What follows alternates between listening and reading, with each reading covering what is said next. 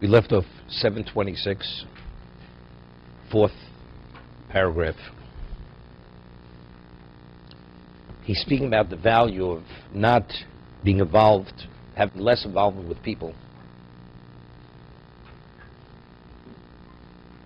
We're speaking about people who are ordinary people. Of course, it's inevitable. The behavior is not going to be appropriate. Things are going to be said which are not appropriate. The levels of influence on the person will be negative. One will be distracted. He'll lose his focus. For all these reasons, he says, being in a state of solitude, you're better off. And you have certain obligations. You see something wrong, you have an obligation of what? Of tochocha. You have a chiv to be mochiach, which is not simple. You don't see any people doing anything wrong. You're not involved. You have no obligation.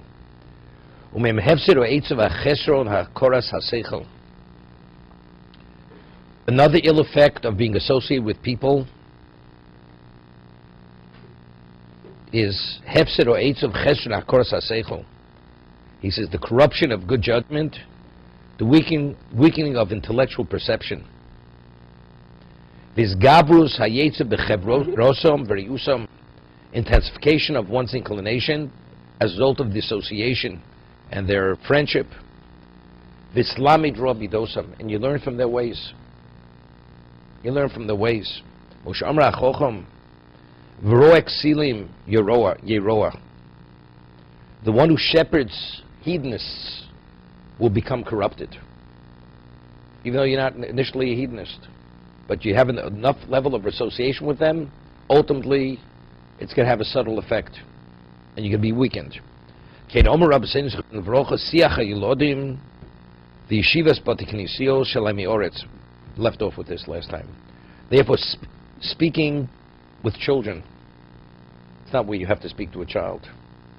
Sitting in gathering places of amayoretz, ordinary people, because one's perception and value and whole perspective of life changes.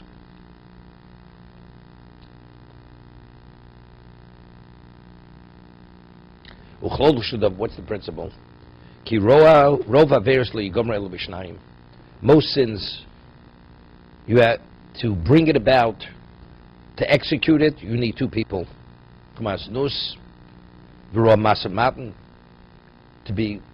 To do something which is corrupt within business dealings. Shua sheker. When does a person take a false oath?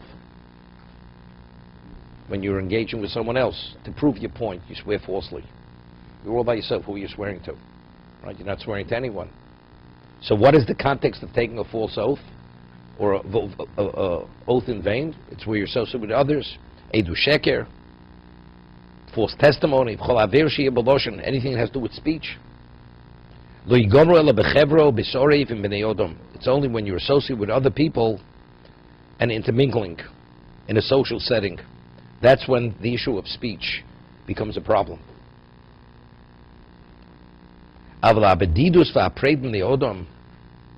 His solitude and separation from people, this is the basis to be saved and protected from all the sins. And this is the most powerful thing which brings to positive qualities. He says the pillar of purity of heart, Amud bar levov, avas habedidus bechirus ha'echidus, the one who prefers love of solitude, preference for isolation.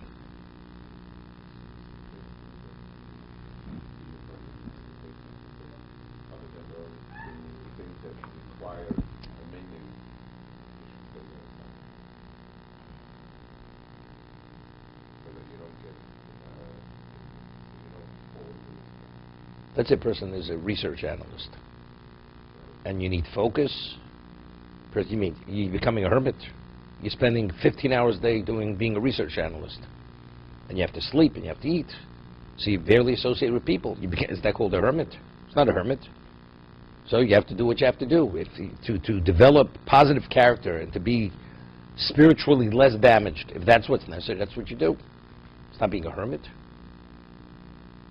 And the point that he's making is Muslims are very Sultan, like in parshas 2, like you can... No, he's showing, look, Lashon Hara. Right, You can't speak Lashon Hara unless there's a person to speak to. Right, so I understand what he's going with it, but on the flip side, all the mitzvahs that Hashem gave are in the context of society, or Kiddush Hashem, or anything else that you do is without... No. Person, Kiddush, where's the Rabbi? Kiddush Hashem is only if it presents itself. Do you have to go put yourself in the position to give your life? No, If it presents itself, you have to give your life. I understand, but why would Hashem set up the world in such a way that when you do mitzvahs... by But interacting that's with because other that's people- challenges. That's the challenges of life. You have a choice. Be associated, be not associated. Speak or not speak. That's it. He's just telling you. But let's you have an obligation to go. Let's you have an obligation to do kiruv. You have no choice. You have to be there. That's your responsibility. Is it more difficult? It's going to be more difficult. But let's say that's not your responsibility. That's not what you're doing. That's not your forte, so to say, because that's not your capability. So then you should be disassociated. Better be by yourself rather than be involved. Chovos HaLevavos writes there was a Rav. His name was Rabbi Hamburger. He was known because he was one of the leading Torah sages in the 18th century. Hamburger. Same time as the Vilna Gaon. Famous story with him and the Vilna Gaon. Vilna Gaon, went into Golus for many years. He traveled incognito. Nobody knew who he was. And he was in Germany. And he came with other people. And he came to the home of Rabbi Hamburger. Of course, Rabbi heard of Vilna Gaon, but he never met him. But immediately he noticed this man is not an ordinary man. Because he was so special, he immediately noticed, but still didn't know. Vilna Gaon kept it concealed. So the Vilna Gaon, when we speak about a Kodosh, it's an understatement in terms of what he was, the way he lived his life. So he invited him to stay over, to sleep in his house, which was unusual. He was the chief rabbi of the community. So he provided, he showed him the bed, and the Vilna Gaon went to sleep for whatever amount of time he slept. And so he covered him with a cover. While he was sleeping, so it was cold in the room, covered him. So the Vilna Gaon in his sleep, he kicked off the cover, and he said in his sleep, Shatnez according to Shitas HaRambam. Now if somebody, you're sleeping, someone puts a pin into you, you wake up. I mean, this was a sensitivity to something which was contrary to what the halacha was. So then, he understood who he was. He understood this man is not an ordinary man. It was known, the Vilna Gaon, any Chaim Loshan said about his Rebbe, even the half an hour he slept in four half-an-hour segments in a 24-hour period. In his sleep, he would be speaking Divrei Torah. In his sleep, the Vilna Gaon. Like a person dreams, whatever it is, in his sleep he would be speaking. So even although consciously he wasn't, but factually he never was detached from Torah. That's how imbued he was with Torah. So he writes over there that the last years of the Rabbi Hamburger's life, he quit the Rabbanos. He retired. Why? Because as a Rav, you have to listen to many things, disputes and issues in the community. It's inevitable that you're going to fail regarding hearing things that are not appropriate, that you're not even permitted to believe or listen to. Therefore, he felt he wants to go to retirement, that before he leaves this world, he wants to correct this area of Lashon Hara, all these various things. And if anybody would want to come consult with him on a private level, if it had to do with people, anything other than the person himself, he would not listen to it. Because of this level of exposure, it's inevitable you're going to be hurt. But the Chovot HaLevavos cites this.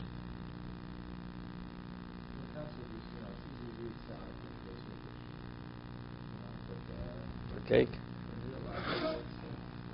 The Vilna Gaon had a Talmud. Okay, the Dubna Magid was a student of the Vilna Gaon. So the Vilna Gaon said to Dubna Magid, he says, you should come to me once a week and give me Musar. So he was taken aback. He says, could you give the Musar to a Malach? Says the Rebbe is Domel Malch Hashem Tzvodos. You're a Malach. How could I give? I'm embarrassed to even say a word of criticism, because there is no basis for criticism. He says, this is what I want you to come once we give him this. He says, okay. The Rebbe says, I have to come, I come. So he comes to the Vilna Gaon and he says, you're such a great tzaddik, you're such a great chassid. Sure, you lock yourself away in a room. You're a tzaddik and you're a chassid. Let's see you go out into the market, expose yourself to society. Let's see what kind of tzaddik you'll be. He's quoted Alan Spiegel's words, and he was a Navi, okay? Okay? So the Vilna Gaon says, I want to tell you something. Ich bin nicht kein Kunstmacher. I'm not a trickster. I'm not interested in being a hero. I will just want to do the right thing. A person has no obligation to expose himself to temptation and then suppress the temptation not to fail.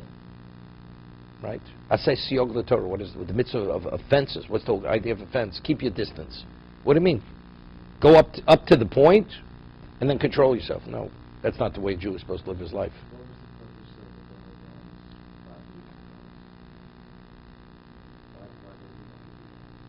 Atonement.